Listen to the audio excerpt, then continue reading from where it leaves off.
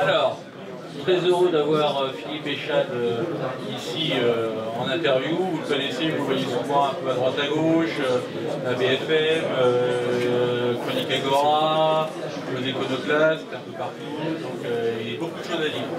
Donc tout à l'heure vous l'avez vu sur le débat sur les présidentielles. Maintenant essayons de le connaître un peu mieux. D'où il sort, qui il est, comment ça se passe. Alors, première question, vous savez ici on aime bien un peu rentrer un peu dans les détails, avoir un peu plus de connaissance de toi. Je sais que tu n'aimes pas trop te livrer, tu es un peu sauvage un peu, hein, quand même. Et donc, comment tu as commencé, pourquoi tu t'es intéressé à la bourse, mais d'abord, quel âge tu as? Quelle est ta vie? Tu es marié, pas marié? Est-ce que c'est ton activité principale? Et comment tu t'es formé? Qu'est-ce qui t'a intéressé la première fois à la bourse? Et après on développera un peu les performances, les résultats, etc. Mais dans un premier temps, toi-même d'abord, ta personnalité. Merci monsieur le commissaire. Donc âge, nom, prénom, qualité. Je viens de fêter mes 56 ans. Voilà. Le jour où la Fed a remonté ses taux d'intérêt, je me suis dit voilà, ça va être une journée sympa, puis sinon bon, il ne s'est rien passé, alors c'est moi qui fais l'animation. Je suis marié, j'ai un enfant, on peut qualifier aujourd'hui d'un grand ado, de 18 ans. Bon, mon parcours professionnel, je pense que certains ont peut-être dû le lire déjà, s'ils me connaissent. Bon, j'ai commencé à la crier au Palais Brognard en 1985, enfin 84, 85. Ensuite, je suis passé sur les cotations électroniques et puis j'ai été formé sur les options. J'étais un des 40 premiers traders sur les dérivés. Et ensuite, moi, j'ai formé 5-6 spécialistes des options, de l'arbitrage, etc. Chez l'agent de change qui m'avait recruté. Comment t'es arrivé à la bourse? Là, je veux dire, c'est un petit peu le hasard. Je faisais du marketing, un petit peu plus spécialisé sur les produits financiers. J'étais embauché en fait pour un contrat à durée déterminée par une société de bourse. Et puis j'ai fait leur com. Je recevais aussi quelques clients pour leur expliquer un petit peu ce que c'est l'entreprise. Puis bon, que je connaissais un petit peu la bourse par ailleurs. Bon, parce que dans ma famille, j'avais des gens qui travaillaient en bourse. C'est plus ça alors qui est intéressant. Tu t'es passionné assez rapidement pour la bourse parce que ta famille, au sein de ta famille, tu avais déjà des gens qui faisaient de la bourse. C'est un peu ça la source.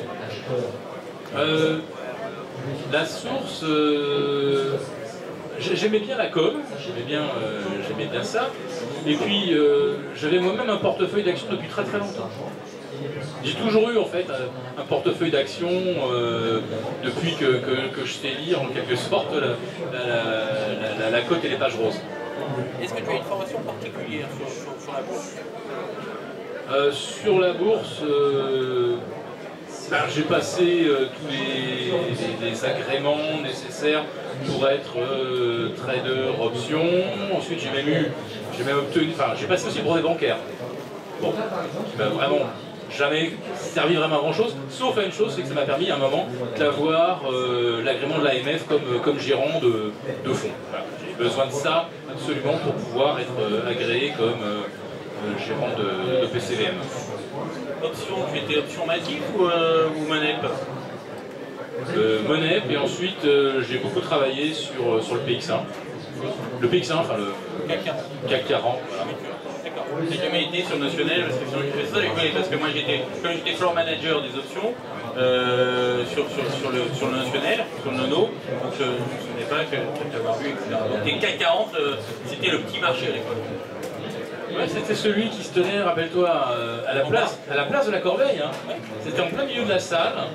Mais moi j'avais plein de potes qui bossaient là-haut au Matif, au 4e, sur l'espèce de petit pit. Non, c'était pas là aussi. Ah, on était serrés. Hein. Voilà. c'est vrai qu'il se traitait sur le notionnel des quantités d'argent phénoménales par rapport à ce que traitaient les quelques blouses blanches, blouses bleues, blouses jaunes au centre du palais, au rez-de-chaussée. C'est vrai que c'était une toute autre échelle. Et puis finalement, le notionnel a fini par dépérir à cause de l'euro, entre autres. Oui.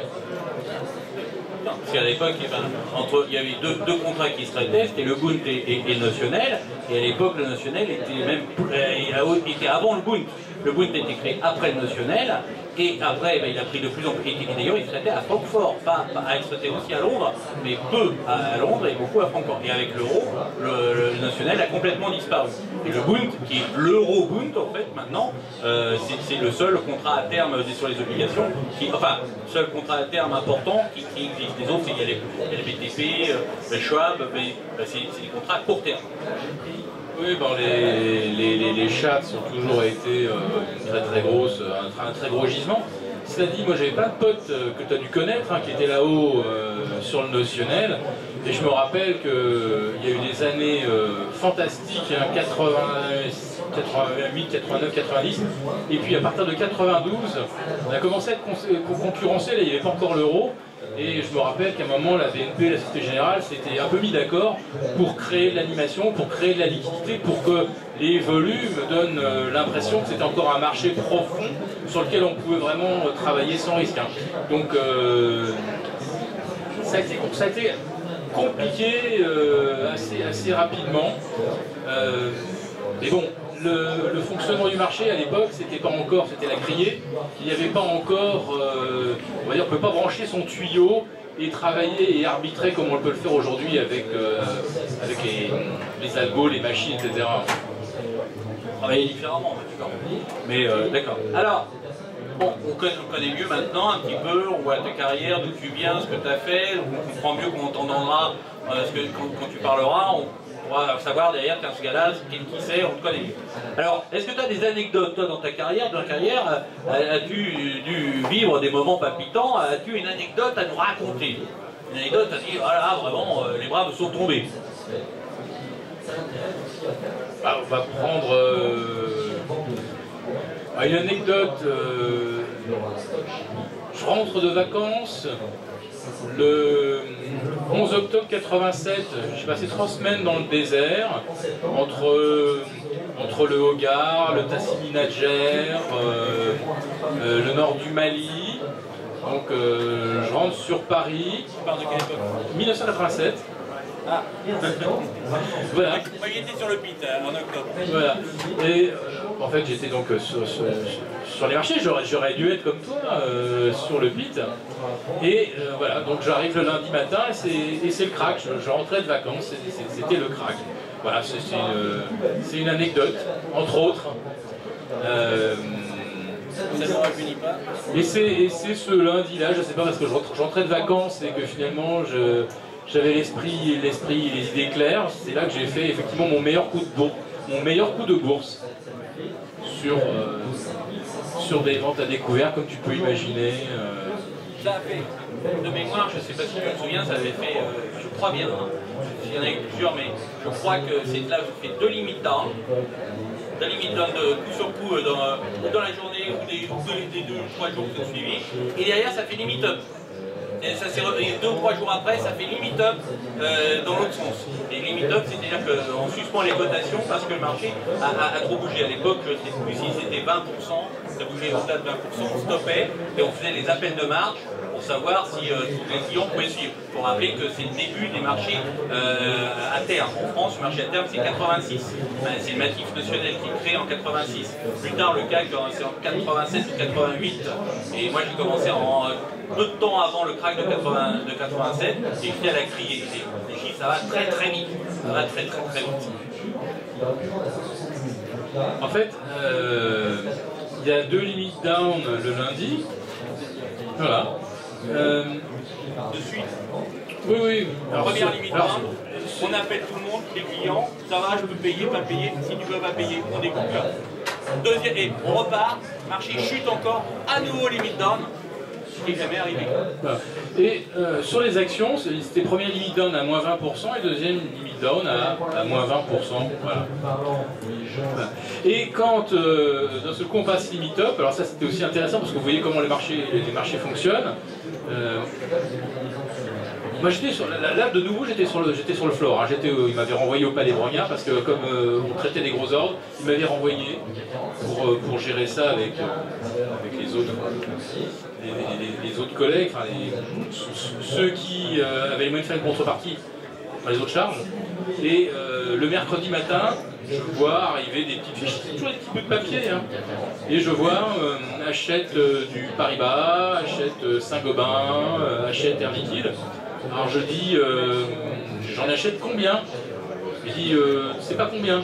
Dans un quart d'heure, tu nous dis combien tu en as acheté. Et bon, bah, je répondais à UAP, je répondais à Caisse des dépôts et consignations, je répondais à Goldman Sachs, quelques opérateurs qui aujourd'hui ont encore du poids. Donc c'était... À l'époque c'était la caisse. Voilà. À l'époque le gros client c'était la caisse. Caisse UAP, BNP. Personne ne disait la caisse. C'est la caisse qui achète. Ferme tes gueules, c'est un gros client. Ne dis pas. C'est qui achète? C'est la caisse. Mais tais-toi. C'est 307. On avait le client, c'était un code. Je ne me souviens plus le code qu'on avait. À chaque fois, on avait un code. Tous les courtiers avaient un code pour les clients. Je ne voulais pas dire les clients. Il faut comprendre que les clients, c'était que des clients institutionnels. Surtout pour le MATIF. Le MATIF, c'est marché à terme sur la dette, sur les obligations à terme. Pas les actions, c'est un peu différent déjà. Mais la dette, c'était que des institutionnels. C'est-à-dire que des banques, des compagnies d'assurance, des caisses de retraite éventuellement. Alors à l'époque, qui garantissait les achats de la CDC, c'était la Banque de France. Il faut quand même citer cet acteur. Et qui décidait de quand on arrêtait la panique sur le marché, parce que ça a été décidé au ministère des Finances avec l'appui de la Banque de France. Ensuite, la CDC était en fait l'opérateur. Ensuite, on met dans la confidence Goldman Sachs, on mettait à l'époque dans la confidence des banques américaines, etc. Donc, d'un seul coup, tout le monde payait. Et j'ai vécu, à l'occasion du crack, les premiers ordres no limit. J'avais jamais vu ça. J'avais vu des gros ordres, j'avais vu achète ou vend 100 000 Michelin, mais j'avais pas encore eu d'ordre no limit. Tu payes. Tu nous tiens au courant tous les quarts d'heure, tu nous dis à combien t'en es. Et puis c'est vrai qu'au fil des heures, les quantités qui revenaient à la vente étaient de plus en plus faibles. Donc c'était de plus en plus facile d'absorber quelque part le papier. Et puis à un moment, bah, tu continues de payer. Et alors là, hop, les cours recommençaient à monter. Et puis c'était pareil, tous les quarts d'heure, je tenais au courant de combien j'avais acheté. Ah bah, je n'étais pas le seul, hein. Tout le monde faisait comme moi. Et en gros, le marché prenait 1%, 2%, 3%. Et on me disait, bon là c'est bon, tu commences, là tu réponds les derniers ordres, c'est bon là. Voilà. Donc ça veut dire que le marché était placé sous administration. Et c'est exactement ce à quoi on a assisté le 24 juin au matin, avec le Brexit. Marché passé sous administration, les banques centrales ont offert des liquidités absolument no limites. No limites. C'est-à-dire que vous aviez 95% d'ordre de vente le matin du Brexit et vous aviez une douzaine d'opérateurs qui payaient no limites en face avec voilà, les banques centrales ont dit voilà, vous avez de l'argent aujourd'hui, vous aurez de l'argent demain, vous aurez de l'argent après-demain. Et en fait, la chute des marchés n'a pas duré 3 jours comme lors du crack de 87, ça a duré exactement 24 heures le lendemain, ça repayait. Et puis, on a vu récemment, quand la Banque centrale américaine a décidé de monter ses taux un peu par anticipation, on attendait juin, on a eu mars, ben à partir du 15 janvier, la Banque centrale américaine a commencé à injecter. Alors je ne dirais pas que c'était du no limit, elle a d'abord mis 150 milliards de dollars sous forme de POMO, hein, les Purchase Operation, c'est-à-dire qu'elle peut à tout moment intervenir sur le marché pour rajouter la liquidité ou l'éponger. Et puis lorsque la décision a été vraiment actée qu'on allait monter les taux, que les marchés ne pouvaient plus douter, ils ont rajouté encore 115 milliards. Autrement dit, le marché a été régulé par la liquidité. De temps en temps, quand on est en situation de crise, donc les banques centrales sont en no limit. Pour Trump, pareil, le matin de l'élection, c'était no limit. Et de temps en temps, c'est géré de façon, on va dire, plus sereine. Sauf que la différence, j'ai envie de la situer, c'est que, enfin, nos limites, nous, sur les futurs, on l'a pas eu tellement, hein. Mais on a eu quand même Buisson, on a eu quand même Tuffi-Rallier, on a eu quand même pas mal de gars qui se sont pris des grosses claques parce qu'ils voulaient tenir le marché, contre le marché. Je me souviens plus, il y a une banque japonaise, Nomura, je sais plus, qui avait aussi, s'était mis contre le marché. Donc nos limites, oui. Et donc, chaque fois que ça baissait, ils rachetaient, chaque fois que ça baissait, ils rachetaient, chaque fois que ça baissait, ils rachetaient. À la fin du compte, ça se passe mal. Parce qu'il est contre le marché, et derrière ça se casse la gueule et il est nettoyé et fini. Alors qu'une banque centrale, c'est pas pareil. Ils ont la planche à billets, hein. Donc ils peuvent le faire fonctionner éventuellement. Bon, il te reste 5 minutes. Alors on va essayer d'avancer. Là, on voit la bourse au quotidien que tu fais. Donc rappelle un peu tes interventions, très rapidement, là où on peut te trouver, on va avoir accès à tes interventions. Et puis après, j'aurai encore quelques questions. On n'a plus que 5 minutes. Donc assez rapide. Bon, la bourse au quotidien, c'est un fil d'informations boursières. On essaie d'extraire de la masse de toutes les dépêches qui circulent sous toutes les formes. On essaie d'extraire les informations qui vraiment font bouger le marché. Ou réciproquement, les informations importantes qui étaient anticipées et dont le marché ne semble pas tenir compte. En fait, non seulement